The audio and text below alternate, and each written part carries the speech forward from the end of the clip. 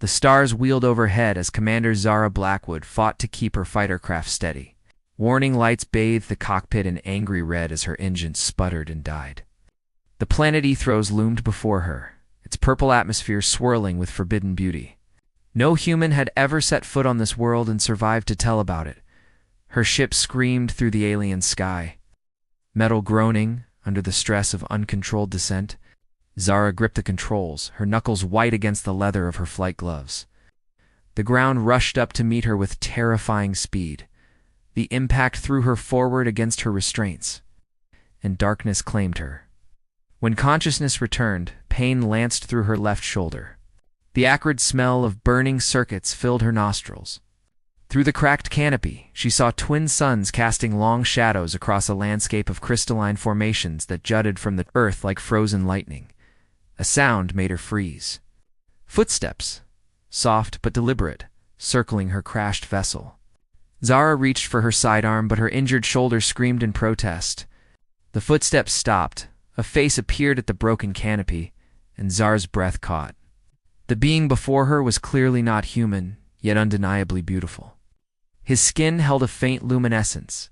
Pale blue shot through with silver veins that pulsed with soft light. His eyes were the color of deep space, dark and infinite. High cheekbones and an angular jaw gave him an otherworldly elegance, while pointed ears swept back through hair that seemed to capture starlight itself. He spoke, and somehow she understood his words, as if they bypassed her ears and spoke directly to her mind. "You were injured, Skyrider. I am Prince Kale of Ethros. By our ancient laws, I should end your life where you lie." Zara met his gaze steadily. Despite the pain that threatened to overwhelm her, "Then why don't you?" Something flickered in those cosmic eyes. "Perhaps because your kind shows courage even in defeat. Or perhaps because the stars brought you to me for a reason." He reached through the broken canopy, his long fingers surprisingly gentle as they found the release for her restraints. "Can you walk?" Zara tested her legs, wincing as she put weight on her left ankle. "I can manage." "No, you cannot." Without warning, Kale lifted her from the wreckage with surprising strength. His touch sent an unexpected warmth through her body, and she found herself studying the elegant line of his throat. The way his otherworldly features seemed carved from moonlight and shadow. "Where are you taking me?" she asked, acutely aware of how her human frame fit against his alien form. "Somewhere safe, while I decide what to do with you." His voice carried a musical quality that made her pulse quicken. "My people have standing orders to execute any human found on our world, but I find myself, reluctant to follow those orders." As he carried her across the crystalline landscape toward a structure that seemed grown rather than built. Zara wondered if crashing on this forbidden world might be the beginning of something far more dangerous than death.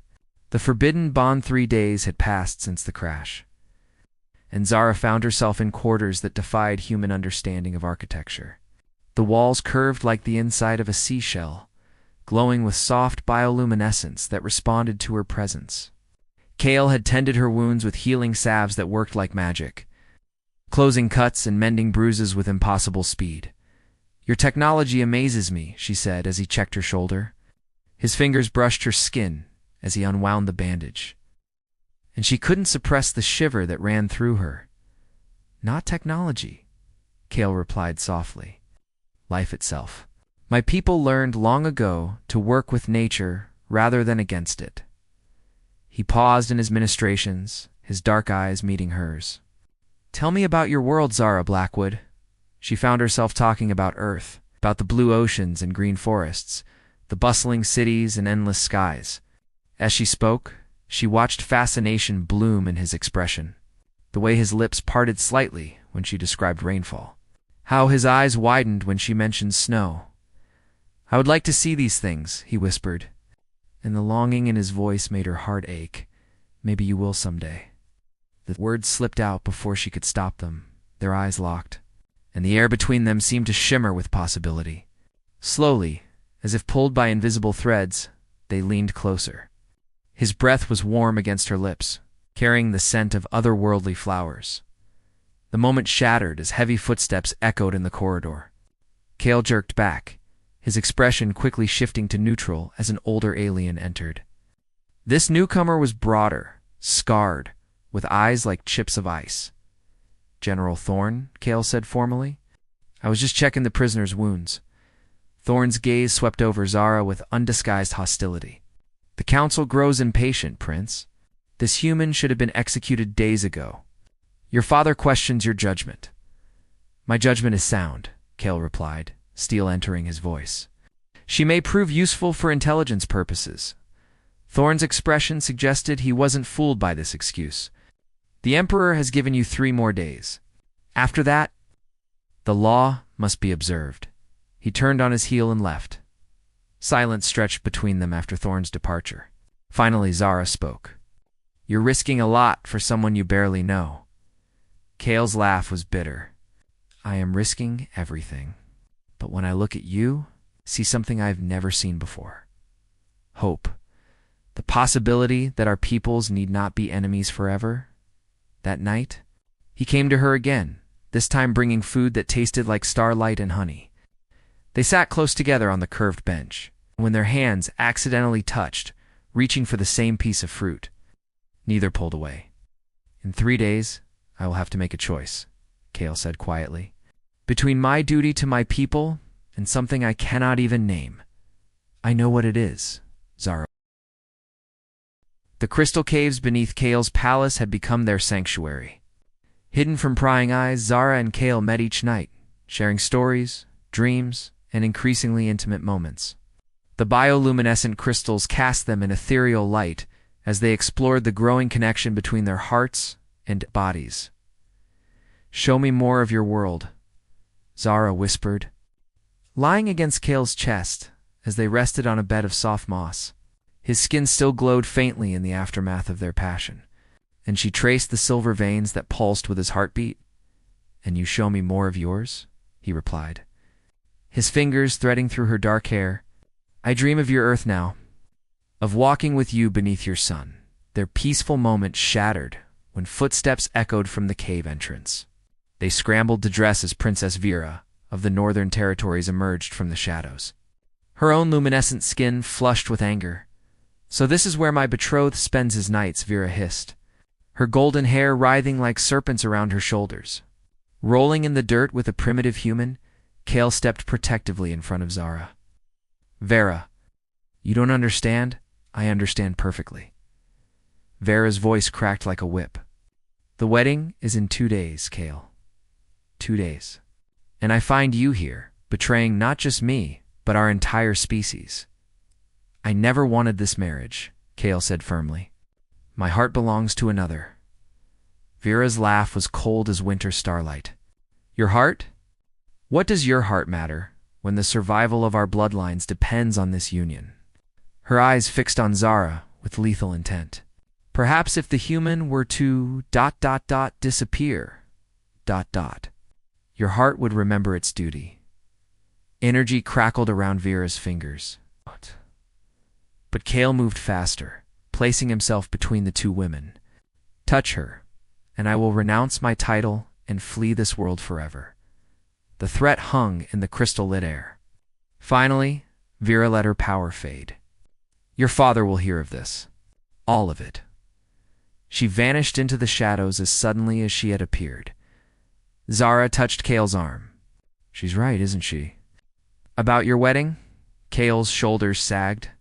"It was arranged before my birth. The union of our territories is meant to strengthen our defenses against your people." The weight of their impossible situation crashed down on them. Zara turned away, but Cale caught her hand. "Stay," he pleaded. "Whatever comes tomorrow. Stay with me tonight." She looked into his cosmic eyes and saw her own desperate love reflected there. "Forever if I could." They made love again with the intensity of the doomed, their bodies speaking what words could not. As dawn approached, they held each other desperately, knowing that the light might bring an end to everything they had found. When Emperor Drax arrived with his guards, he found them still entwined, neither caring any more who saw their forbidden love. "My son," the Emperor said, his voice heavy with disappointment. "What have you done?" The escape plant, the royal prison, was a cage of living crystal that grew tighter around Zara with each passing hour. Through the translucent walls, she could see Kale in heated argument with his father in the chamber beyond. The wedding was today. She was to be executed at sunset as a wedding gift to Princess Vera. The human dies. And you marry Vera, Emperor Drax's voice carried clearly through the crystal. This foolishness ends now. Then it ends with both our deaths, Kale replied, his voice steady despite the devastation in his eyes. Hours later, as wedding preparations began in earnest, a familiar figure appeared in the shadows outside her cell. Captain Jin Torres, her squad leader, pressed his hand against the crystal wall.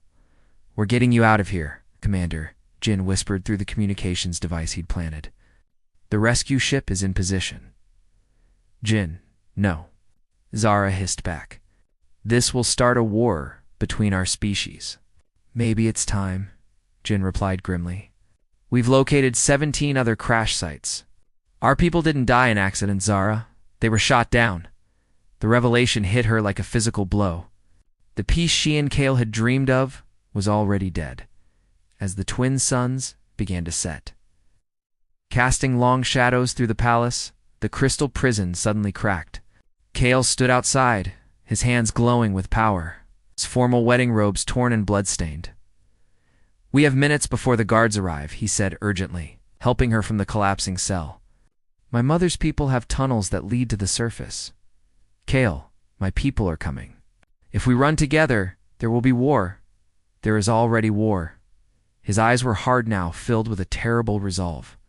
"Vera showed me the records. My people have been hunting yours for decades, using your crashes as target practice." His voice broke. I hoped we could build something beautiful between our worlds. Instead, discover we have built it on graves." They ran through corridors filled with the sound of wedding music and approaching sirens. Kale led her through passages she had never seen.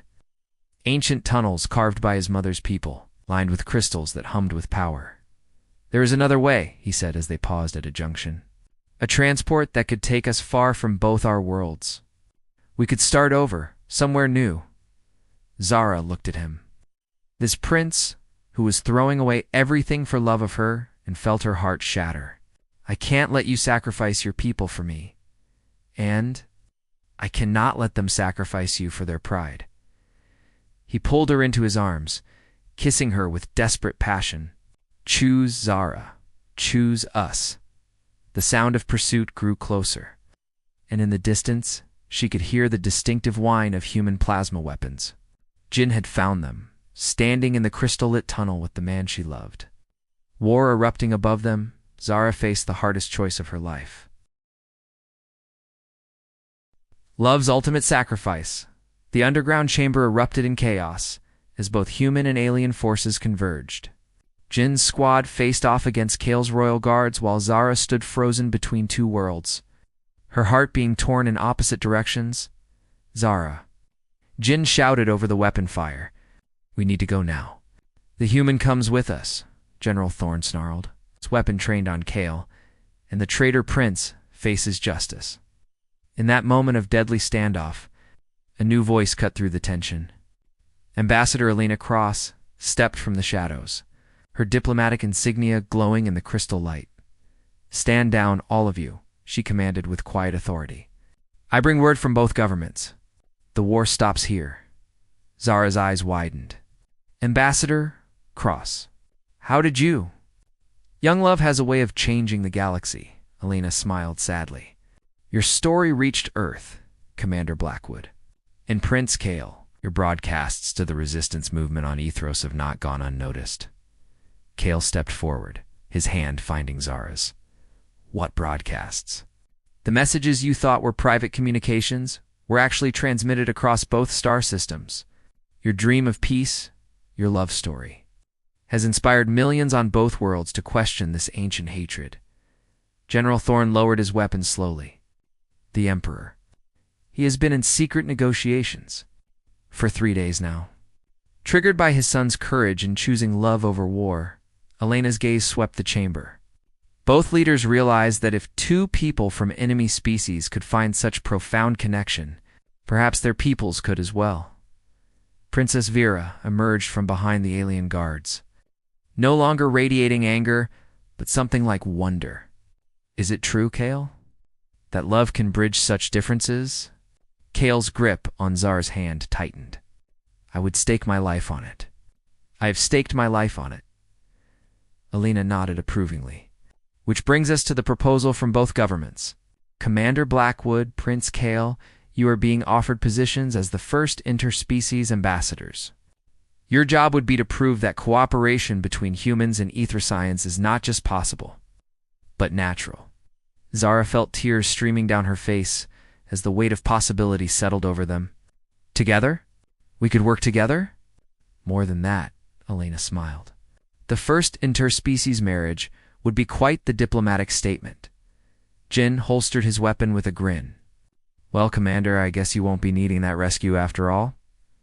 Kale turned to face Zara fully, taking both her hands in his. In the crystal light, surrounded by former enemies who were beginning to lower their weapons, he spoke the words that would echo across two worlds. Zara Blackwood of Earth, will you help me build the bridge between our peoples? Will you marry me? Through her tears, she saw not just the alien prince she had fallen in love with, but the future they could create together. A future where love conquered the vastness of space and the barriers between species. Yes, she whispered. Then louder, for all to hear. Yes, to all of it. To peace, to love, to us, as they kissed in the crystal chamber. Weapons being laid aside around them, the first chapter of a new era began. Love had indeed changed the galaxy, one heart at a time. The stars above two worlds shone brighter that night, as if celebrating the union that would heal ancient wounds and open infinite possibilities among the cosmos.